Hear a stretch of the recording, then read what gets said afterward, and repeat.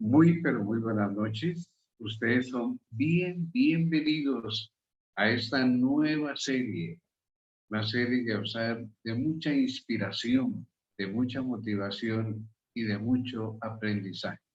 Jesús revela su plan de amor, profecías de Daniel y Apocalipsis.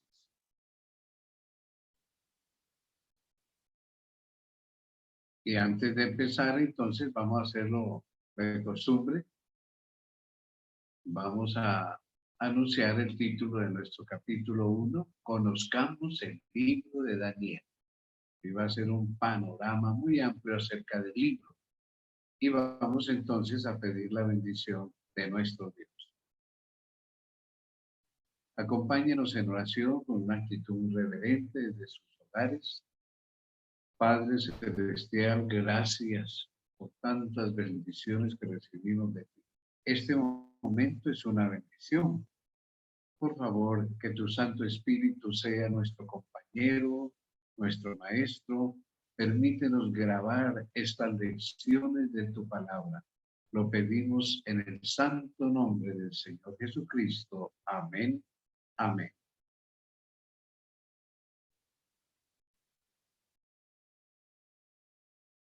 Bien, vamos a comenzar entonces este primer capítulo de Daniel. Obvio, cuando terminemos nuestro libro de Daniel, seguiremos con Apocalipsis. Y vamos entonces a hablar de algunas características, algunas propiedades de este libro antes de que entremos en materia, porque es supremamente necesario conocer el libro en lo que es su marco histórico, sus idiomas, etc. Entonces, vamos a empezar con el título. Pulsemos, el libro lleva el nombre de su protagonista, Daniel. Él es el héroe, él es el centro de este libro. La costumbre de dar varios libros del Antiguo Testamento el nombre de su principal héroe puede verse en los libros como Josué, Samuel, Esther, Job, etc. Isaías, Jeremías, Ezequiel. Pero tal título no indica necesariamente que esa persona fue la autora del libro. No, aunque sí puede implicar eso, como es el caso del libro de Daniel. Entonces, su título está aclarado. Veamos entonces sobre el autor. ¿Quién es el autor del libro de Daniel? Él es el héroe, pero Daniel también fue su autor. El nombre Daniel significa Dios es juez. Lindo nombre. En hebreo, ¿qué significado? Dios es juez. Las evidencias en favor de esa opinión son las siguientes. Vamos a colocarlas en pantalla.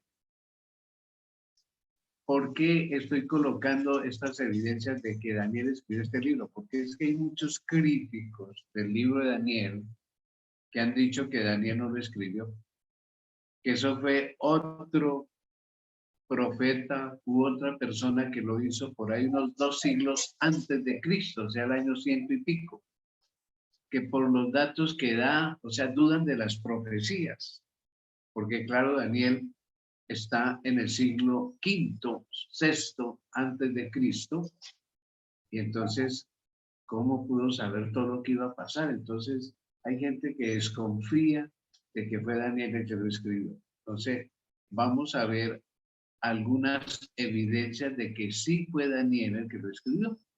En primer lugar, lo que el mismo libro dice. ¿Y qué es lo que dice? Bueno, veamos algunos pasajes. Por ejemplo, el capítulo 8, los versículos 1, 15 y 27. El mismo libro de Daniel dice: en el año tercero del reinado del rey Belsasar, me apareció una visión a mí, Daniel. No hay duda, Daniel.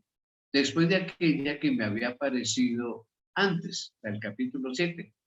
Y aconteció que mientras yo, Daniel, consideraba la visión y procuraba comprenderla, he aquí se puso delante de mí uno con apariencia de hombre.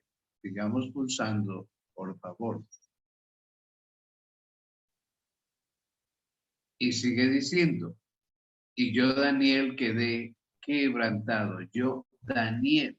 Nótese, una y otra dice, yo, Daniel. Quedé quebrantado y estuve enfermo algunos días, y cuando convalescí, atendí los negocios del rey, pero estaba espantado a causa de la visión y no la entendía. La visión del capítulo 8, por supuesto.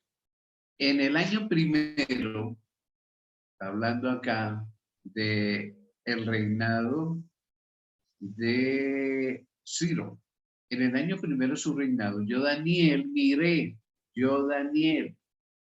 atentamente en los libros el número de los años de que habló Jehová al profeta Jeremías y que habían de cumplirse las desolaciones de Jerusalén en 70 años.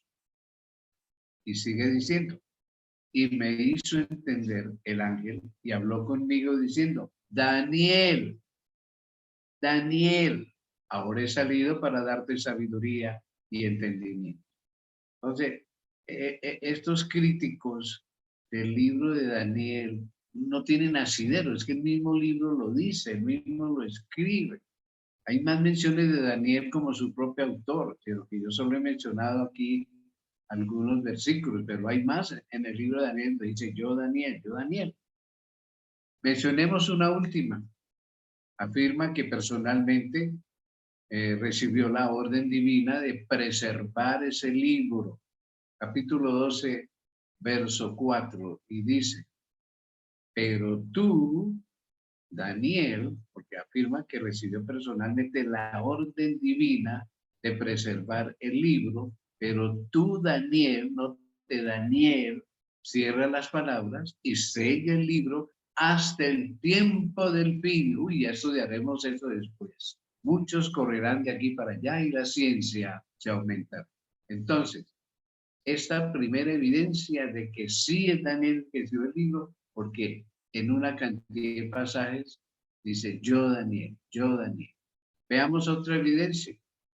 Punto B. El autor conoce bien la historia.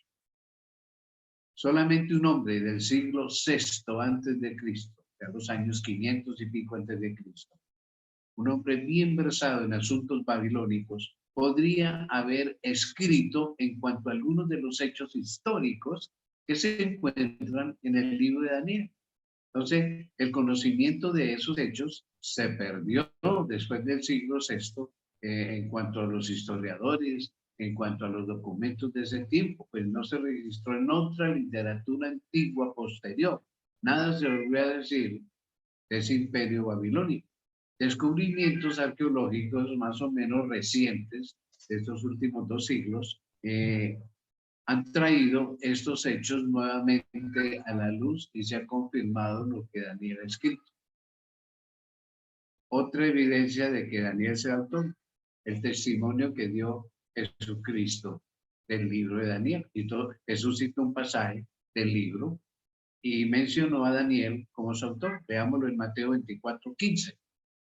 Y él hablando de las profecías de la destrucción de Jerusalén, dijo, por tanto, cuando veáis en el lugar santo la abominación, el sacrilegio desolador de que habló el profeta Daniel, el que lea, entienda. Entonces, Jesús corrobora que Daniel es el autor del libro de Daniel. Entonces, nos queda claro si algún día ustedes oyen hablar que no, que Daniel no escribió el libro, eso fue por allá en los tiempos de Antíoco Epífanes, que es uno que entra al templo y le hace un sacrilegio impresionante, ya hablaremos en algún momento de eso. Entonces, creo que en ese tiempo es que se escribe el libro de Daniel, unos 2 siglos antes de Cristo, no señor, en el siglo VI, y es Daniel el que lo escribe. Bueno, el libro, veamos que se divide en 2 partes que son muy fáciles de distinguir. Veamos la primera parte. Esa primera parte, digamos que es histórica, que va del capítulo 1 hasta el capítulo 6. La parte histórica, entonces, comienza con la profecía de Daniel 2, Pesato de Nabucodonosor, el sueño de Nabucodonosor, y está estrechamente relacionada con el tema de las profecías que se encuentran en la última parte del libro, o sea, en los capítulos 7 hasta el 12. Veamos la segunda parte del libro, que es mayormente profética, que va desde los capítulos 7 de las 4 bestias hasta el capítulo 12, capítulos que lógicamente vamos a estudiar versículo por versículo en esta serie tan extraordinaria. Así que, aunque en estos capítulos del 7 al 12 se mencionan datos históricos, literaria, ¿ya? Se mencionan datos históricos, pero esta última parte es profética. Y concuerda todo el libro, tanto de la primera parte que es netamente histórica, con la segunda que casi toda es profética. Así que fácilmente uno ve que está el libro como en dos partes. Lo mismo sucede con los idiomas del libro. Veámoslo. Como Esdras, el libro de Daniel, una parte está escrita en hebreo y otra parte en arameo.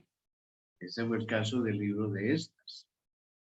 Y notemos que Esdras viene de Babilonia, donde aprendió el arameo. Y Daniel está en Babilonia, en donde ha aprendido el arameo.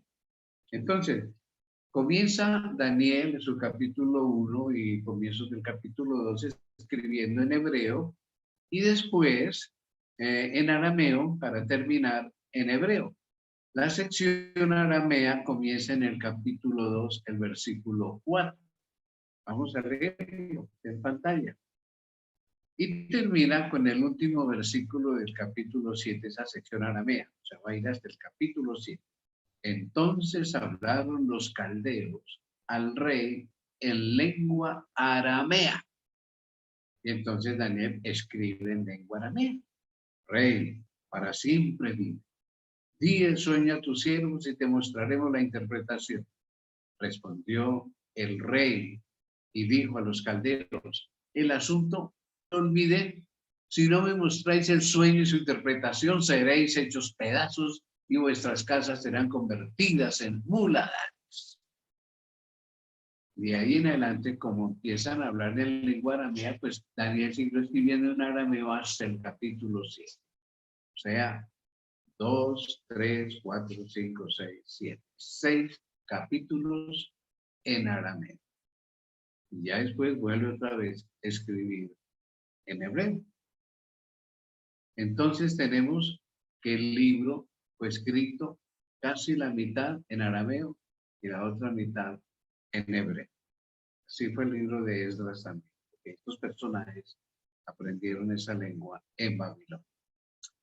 Hagamos un marco histórico muy conveniente para saber en qué mundo, en qué época vive Daniel y por qué escribe lo que escribe.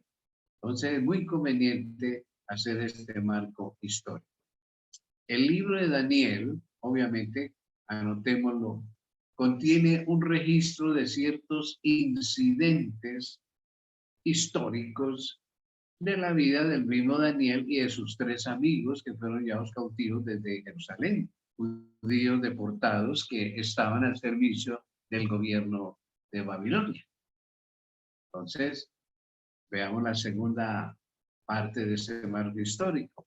Y tiene el registro de un sueño profético del rey Nabucodonosor, interpretado por Daniel, juntamente con el registro de visiones recibidas por el profeta mismo después.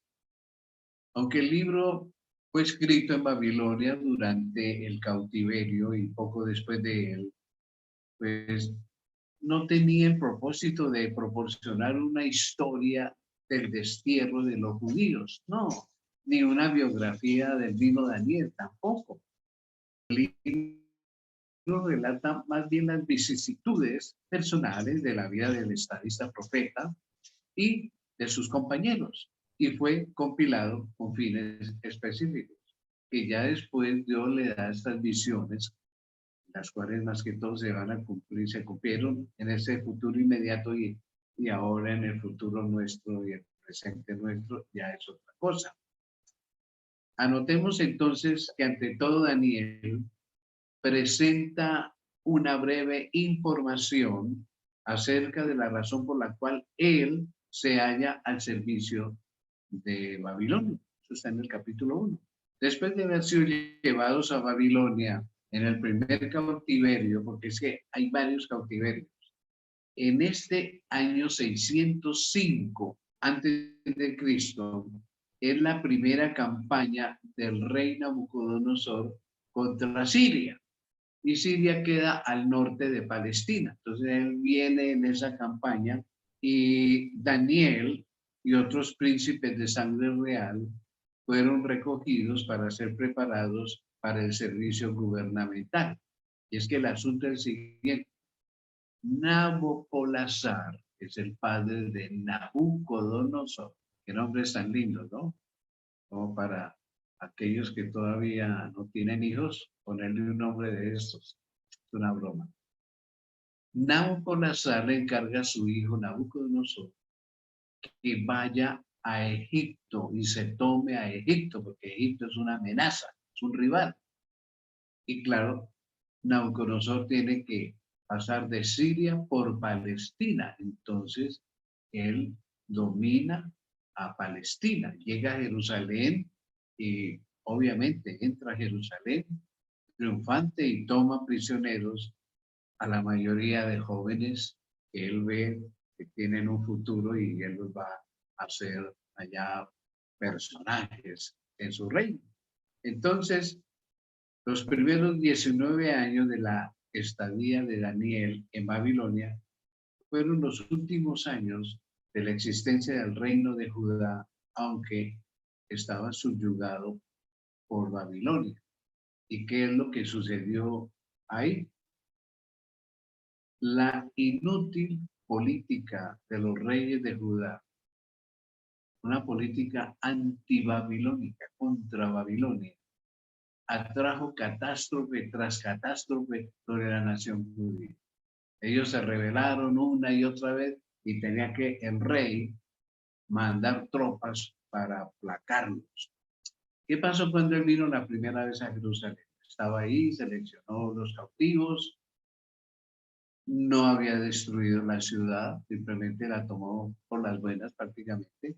Cuando le llega la noticia por unos jinetes que atravesaron el desierto, que era muy peligroso, se vinieron una ruta muy directa a avisarle que su padre había muerto. Nabopolassar muere. Ese es el año 605 más o menos. Entonces, ¿qué hace Nabucodonosor? Deja un general dirigiendo ahí la campaña y él se va con un pequeño pelotón de soldados por el desierto directo a Babilonia. ¿Por qué? Porque en esos tiempos, cuando un rey se demoraba en tomar el trono, había un insurgente, había un hombre que podía tomarse el trono, tomarse el reino. Entonces Nabucodonosor sale disparado y después es que van llevando poco a poco a los cautivos, entre los cuales llega Daniel y sus compañeros. Y claro, hubo otros, ¿no? Cuando se van a Nabucodonosor, entonces él deja como rey a Joacim, Joacim. Veámoslo en pantalla, lo que más o menos imaginan los artistas debió ser Joacim, durante cuyo reinado Daniel había sido llevado cautivo y permaneció leal a Babilonia, este rey Joacim, durante algunos años. Sin embargo, pues más adelante se dio a la política de un partido que había ahí en Judá, en Jerusalén, un partido pro-egipcio, y entonces se rebeló. Tenía mucha fuerza de la gente, que más bien se aliara con Egipto y no con Babilonia, que se le rebelara al rey de Babilonia. Y entonces, como resultado, Nabucodonosor manda una tropa y otra vez viene entonces, debido a la deslealtad, un castigo por esa deslealtad de los judíos. porque Joacim traiciona la confianza que le dio Nabucodonosor al dejarlo como un rey leal a él. Entonces, él, Joacim, junto con miles de los principales ciudadanos de Judá, porque al comienzo se llamaron más que todos jóvenes. Entonces, ahora, con muchos ciudadanos principales de Judá, fue llevado cautivo en el año 597. Nótese que han pasado unos 8 años más o menos. Y se nombra como un sucesor a Sedequías. ¿Ya? Claro que antes de él estuvo Joaquín, el hijo de Joacim. Lo dejan a ver si ese sí iba a caminar con Babilonia, pero solamente reinó 3 meses. Por eso me estaba brincando yo a Sedequías, porque 3 meses nada más reinó Joaquín. Y volvió los ejércitos babilonios para castigar la deslealtad de los judíos. Este sí que fue cierto, por eso no reinó en 3 meses. Entonces, él junto con miles de principales ciudadanos de Judá vuelven otra vez a llevárselos. Ya lo que quedaba, no chocaron fue los viejitos prácticamente, y se los llevan cautivos allá a Babilonia. Entonces, dejan a Sedequías a ver si él se camina. Y evidentemente, pues trató de permanecer leal a Babilonia. Sin embargo, debido a su debilidad y vacilación, no pudo resistir durante mucho tiempo las propuestas de Egipto y los sentimientos antibabilónicos de sus principales consejeros. Ahí está el problema. Como resultado de esto, pues ya Nabucodonosor, cansado, harto ya de las repetidas revueltas de Palestina, de la gente de Judá, decidió acabar con el reino de Judá.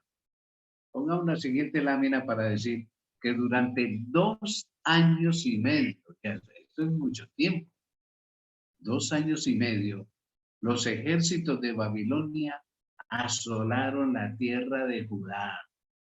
Todas las ciudades cercanas, todos los campos cercanos, tomaron, destruyeron las ciudades, incluso Jerusalén con su templo y sus palacios, destruyeron buena parte de los muros, el templo fue saqueado, se llevaron los vasos, todos los muebles de oro, todos se lo llevaron para Babilonia y llevaron cautivos a la mayoría de los habitantes de Judá en el año 586.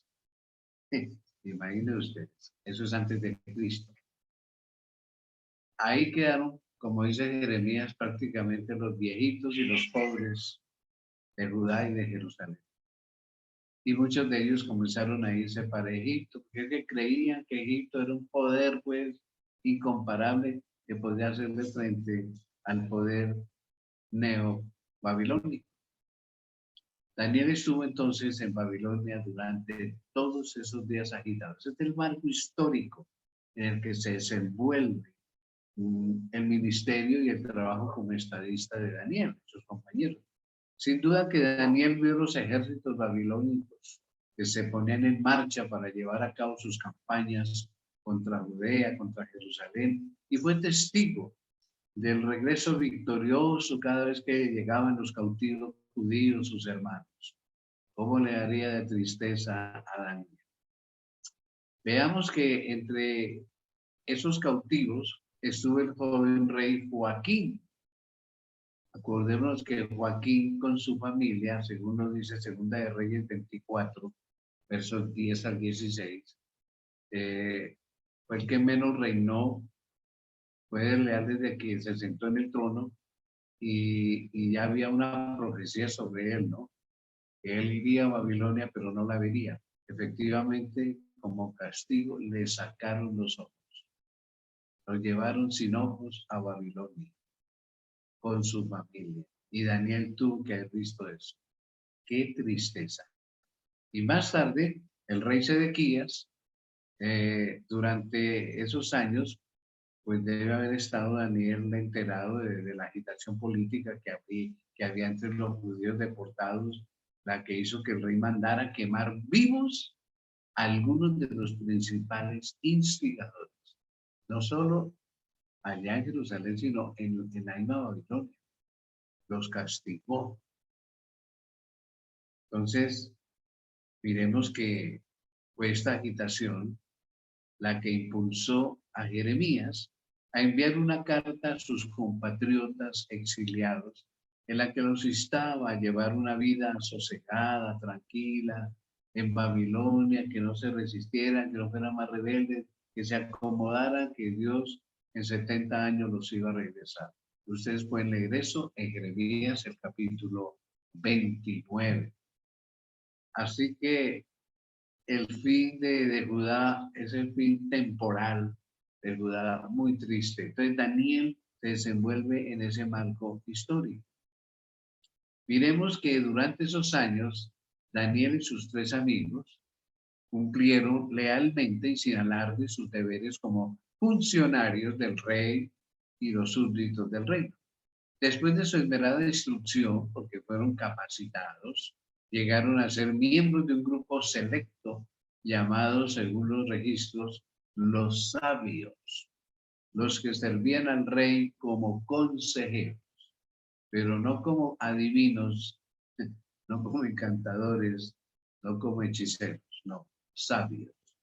Y recordemos, como lo vamos a estudiar, que Daniel y sus compañeros fueron considerados 10 veces más inteligentes, más entendidos, más sabios que todos los demás. La bendición de Dios siempre con sus hijos. Anotemos entonces que fue cuando Daniel tuvo excepcional oportunidad de explicar a Nabucodonosor el sueño de los imperios futuros que vamos a estudiar en Daniel capítulo 2. Y como resultado de esa interpretación que Dios le dio a Daniel, pues fue nombrado para un cargo sumamente importante que al parecer retuvo durante muchos años. No sabemos cuántos, pero fueron muchos años. Ese cargo le dio la oportunidad de hacer que el rey conociera el poder de Dios del cielo y de la tierra, porque había muchos dioses, había un politeísmo en Babilonia impresionante. Dicen registros históricos y arqueológicos que había como 200 templos en Babilonia. El principal, el dios Marduk. Entonces, no era fácil que ese Nabucodonosor reconociera el poder del Dios verdadero que hizo el cielo y la tierra.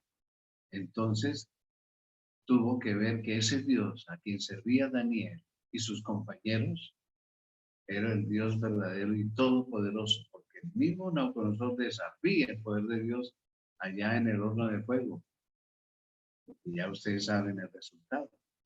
No se sabe realmente cuánto tiempo permaneció Daniel en ese importante cargo y al parecer lo perdió antes del año 570 antes de Cristo. Anotemos entonces, ya que su nombre no se encuentra en lo que se llamó el almanaque de la corte y el estado. ¿Qué es esto? Este es una estela, se llama. Es una estela, o sea, es hecho en arcilla, una placa, y con unas cuñitas, por eso se llama escritura cuneiforme. Contiene la lista de los principales funcionarios del gobierno de Nabucodonosor en ese tiempo. Se llama cuneiforme, esa escritura hecha con una cuñita. Se ve muy parecida, pero en diferentes formas y cantidades. Y bueno, ese era el idioma de ese tiempo y está preservado. Este que vemos, por ejemplo, se encuentra en el Museo de París, Francia, el Museo del Louvre.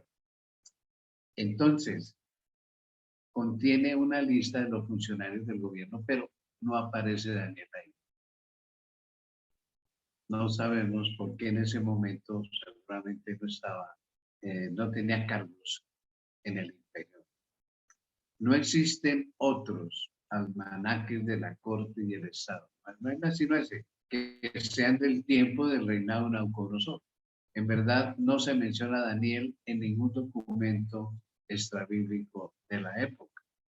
Hay algunos de Nabonido, de Belsasar, pero realmente Daniel no vuelve a aparecer. Sin embargo, en el libro está el dato histórico de que él sí vuelve a aparecer. Miremos que no se sabe nada de las actividades de Daniel durante los años cuando Nabucodonosor estuvo incapacitado. Eso lo vamos a estudiar, cómo él se vuelve como una bestia del campo por no reconocer al Señor.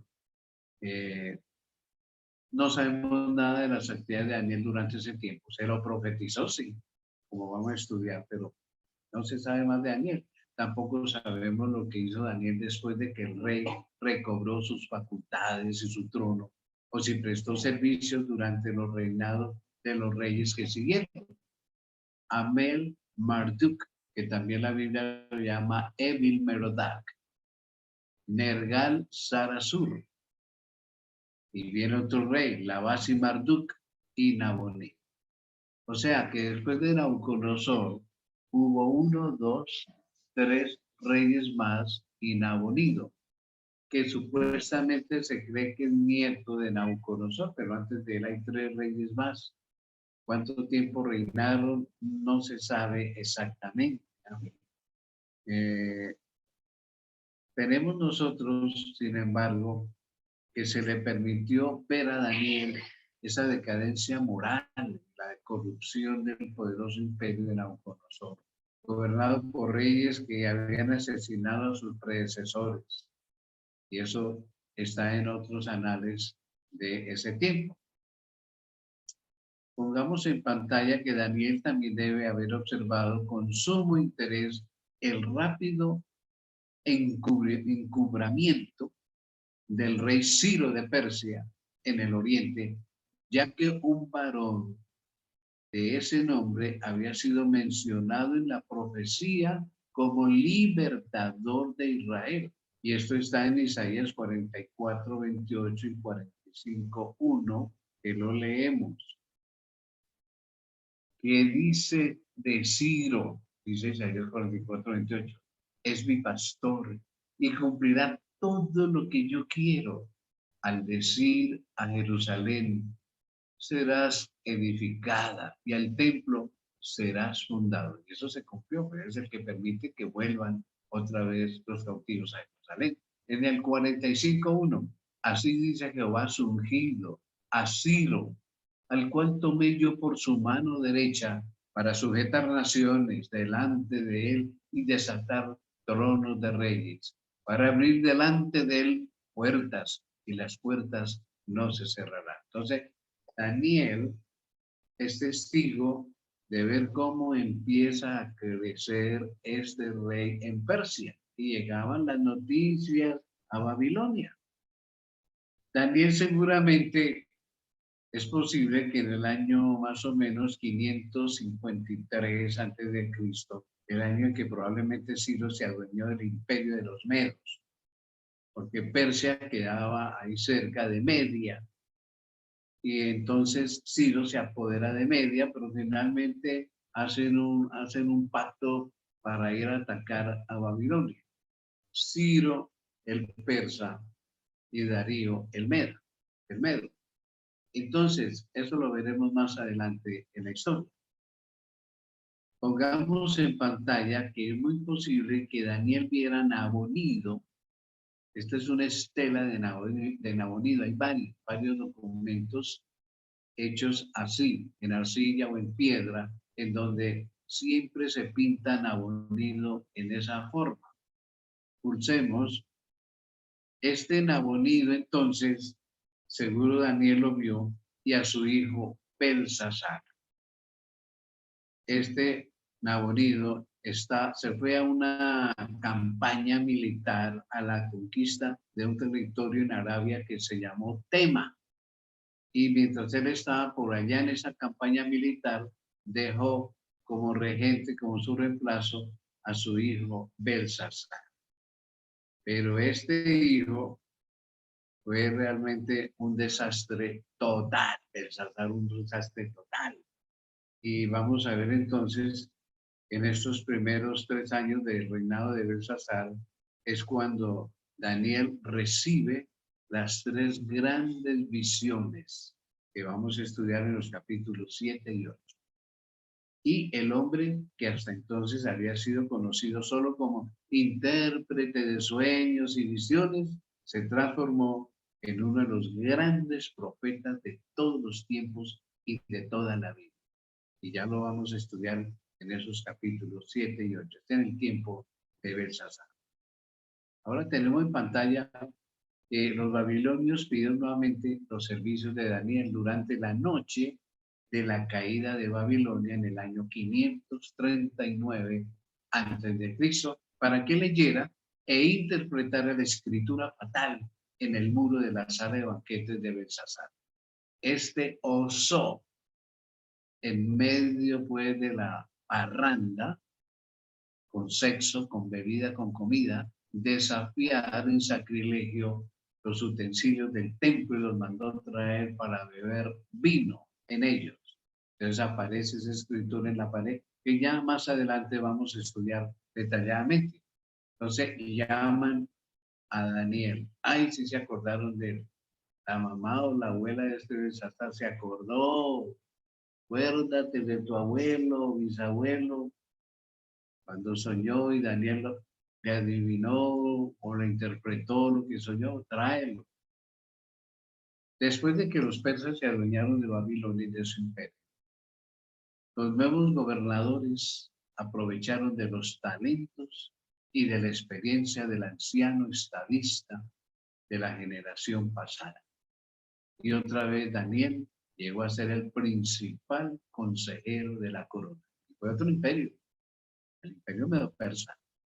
Quizá fue él quien mostró al rey las profecías de Isaías, las que ya leímos, de Isaías 45, las cuales influyeron sobre el monarca persa para que promulgara el decreto que terminaba con el destierro de los judíos y les daba nuevamente una patria y un templo. Por lo que vemos en pantalla que durante esta última parte de la actuación pública de Daniel hubo un atentado contra su vida, promovido por sus colegas envidiosos, los persas. Pero el Señor intervino maravillosamente y liberó a su siervo. Eso está en el capítulo 6 de Daniel, en el Foso de los Leones, que ya estudiaremos detalladamente más adelante. Además, recibió otras misiones importantes durante esos últimos años de su vida. Primero, durante el reinado de Darío el Medo, que está en el capítulo 9, y después durante el reinado de Ciro, que son las misiones de los capítulos 10 al 12. Entonces, tal vez me moví un poquito, pero es el marco histórico en el que vive Daniel, el escritor de nuestro libro que vamos a estudiar versículo por versículo. En el libro de Daniel, sintetizando, resumiendo, encontramos como quinto punto esta noche que hay 4 visiones. Las 4 visiones de Daniel. Así se resume la parte profética. Las 4 visiones de Daniel tratan de la lucha entre las fuerzas del bien y del mal en esta tierra.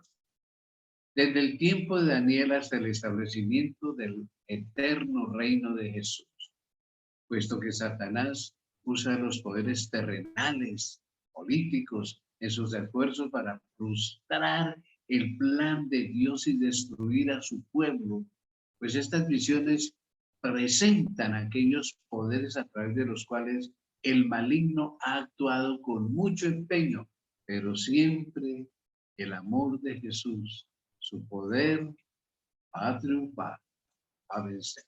Veamos entonces, ya está en pantalla la primera visión, que es la del capítulo 2. Trata principalmente de cambios políticos, de la parte política de la historia del mundo. Y su propósito primordial era revelar a Nabucodonosor su papel como rey de Babilonia y hacerle saber lo que había de ser en lo porvenir, desde el versículo 29 de Daniel 2. La estatua de Nabucodonosor, como la llamamos. Como si fuera un suplemento de la primera visión, veamos la segunda visión que está en el capítulo 7.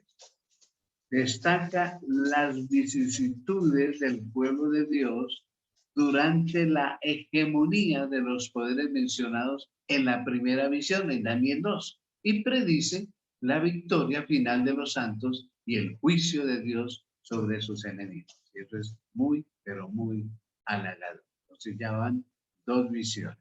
Veamos entonces la tercera visión. Esa está en los capítulos 8 y 9 que en su debido momento vamos a estudiar. Complementa la segunda visión, la de las bestias, y hace resaltar los esfuerzos de Satanás por destruir la religión y el pueblo de Cristo. Ya lo veremos. La última visión, la cuarta visión, está en los capítulos 10 al 12 y resume las visiones precedentes, las que ya hemos mencionado, y trata el tema en forma más detallada que cualquiera de las otras. Amplía el tema de la segunda visión y el de la tercera. Pone especial énfasis en lo que ha de venir a tu pueblo en los postreros días, los últimos días, hoy, porque la visión es para muchos días, le dice el ángel a Daniel, y el tiempo fijado era largo.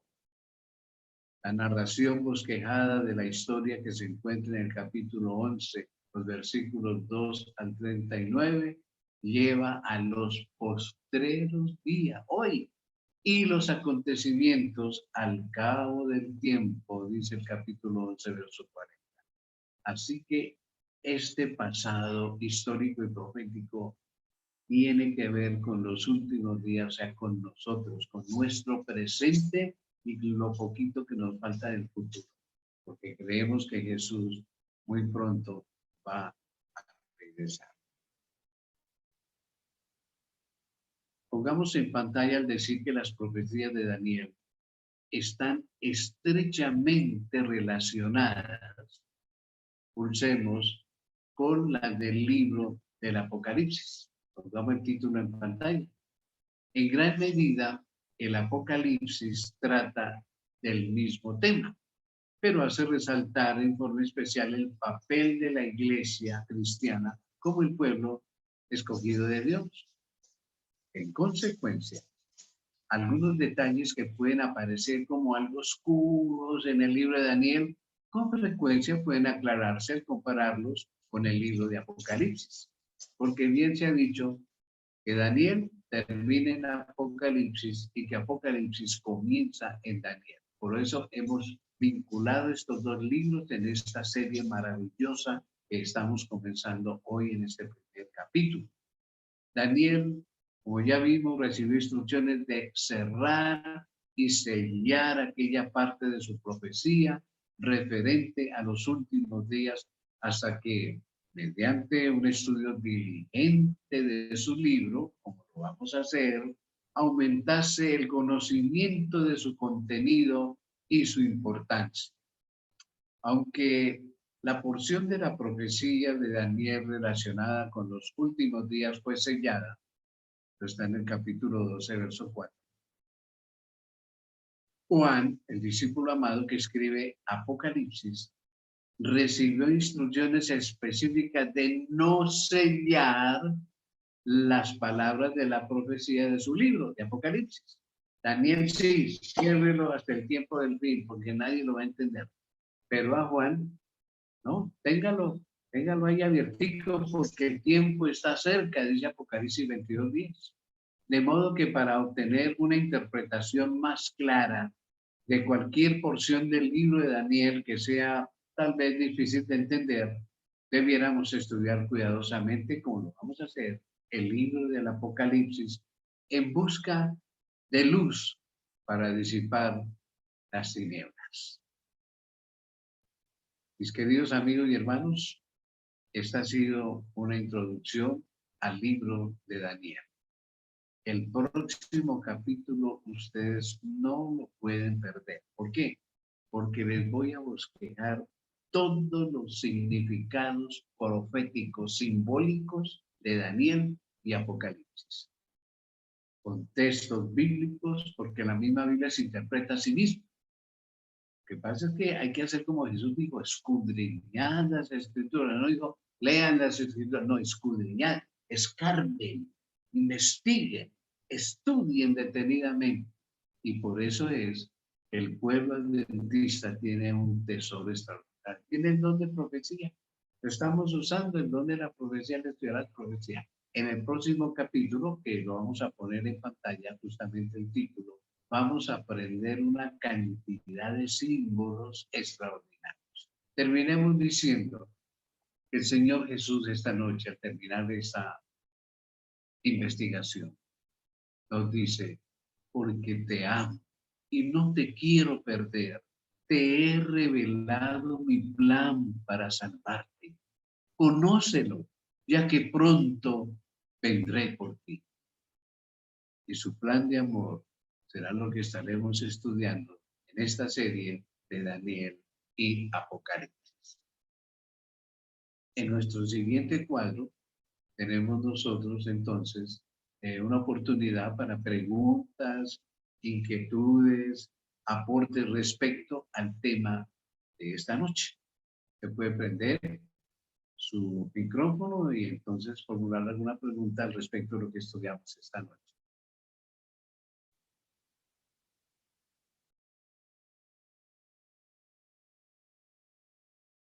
¿Hay preguntas o algún aporte o algún comentario respecto al tema esta noche?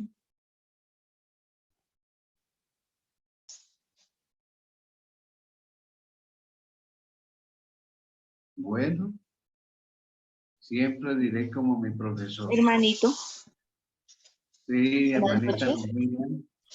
Está Marta. Hasta aquí me aparece el nombre de mi hermana Sí, Normila es que Fuentes. estoy conectada con ella. Ah, está Marta Fuentes. Marta Ayala, la amiga de Ludmila. Martica Ayala, ya. Dime, Martica. Hermanito, una pregunta. Después de que pasó todo esto, o sea, al final de Daniel, ¿fue trágico o siguió obedeciendo a Dios? No, él obedeció hasta su muerte, ya murió de anciano, murió de ancianito, no fue trágica su muerte, no, el Señor le preservó hasta el final. Sino que lo admirable de él es que sirvió como estadista y consejero en el imperio babilónico y después el imperio babilónico cae bajo el imperio medo-persa y a él lo eligen también como consejero, como estadista de ese imperio. Eso no lo hace nadie. Él tuvo que haber sido un hombre extraordinario, al fin y al cabo un siervo de Dios. Pero él muere de anciano. ¿Contesté su pregunta? Sí, señor, muchas gracias. A usted por su inquietud. ¿Alguien más quiere decir algo? Si le pareció muy confuso el tema o si fue claro. A ver, díganme, yo quiero saber lo que ustedes piensan. Alguien se atreve. Caramba, son muy tímidos. Bueno, entonces vamos a terminar, como es nuestra costumbre, con un instante, un momento de oración. Nuestro Padre, el eterno Jehová, ¿cómo te agradecemos el que tú hayas dejado registrado todos estos planes de amor, los esfuerzos que has hecho, estás haciendo y harás para recuperarnos? Muchas gracias. Danos sabiduría, entendimiento para poder aceptar este plan de salvación. Gracias por tu ayuda esta noche. Espíritu Santo, sigue morando con nosotros en donde estamos. Lo rogamos en el santo nombre de Jesús. Amén y amén. Antes de despedirnos, queremos invitarles a nuestro próximo tema, nuestro próximo capítulo, aprendiendo los símbolos proféticos. Ya como les han mencionado, no pueden perder este capítulo. Con este tema, es más, yo voy a colocar en el WhatsApp un documento la próxima semana para que ustedes lo tengan, lo bajen, lo hagan imprimir y o si quieren tenerlo en su celular, en su computador, de todos los símbolos de Daniel y Apocalipsis, que significan cuernos, aguas, bestias, cabezas, etcétera, la luna, las mujeres, etcétera, todo eso ahí ustedes lo van a tener. Esto va a ser un tesoro porque eso les ayuda a entender las profecías, ¿no? Que la gente se aterra que Daniel casi no lo entiendo y Apocalipsis menos o nadie lo entiende. ¿Por qué? Porque no tienen esta instrucción y no tienen estos símbolos aclarados conforme lo dice la palabra de Dios, que la palabra de Dios se explica solita. Ya lo veremos en el próximo tema, no quiero adelantar. Quiero agradecer esta noche antes de despedirse a mi hijo Ronald Alberto Puente y a la profesora Rosmary Canales, que siempre son nuestros asesores aquí de nuestra plataforma, y a ustedes por su asistencia.